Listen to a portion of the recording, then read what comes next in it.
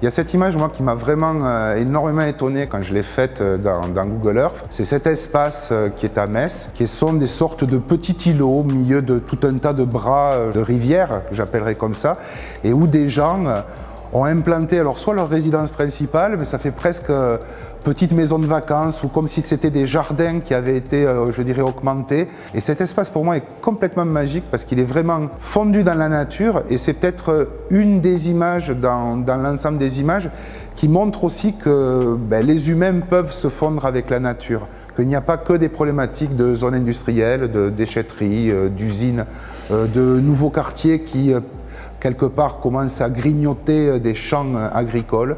Là, on est vraiment dans un espace qui est complètement fondu.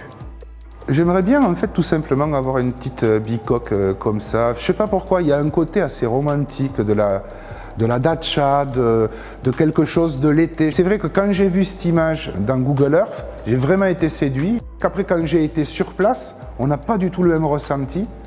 C'est-à-dire de voir ça de manière aérienne, il y a tout un travail, je dirais presque de composition, de rythme dans cette image, alors que quand on est, on va dire, au degré zéro, sur la Terre, tout est camouflé dans des bosquets, on arrive pratiquement à rien voir, donc c'est vraiment deux impressions d'un même endroit qui sont extrêmement différents.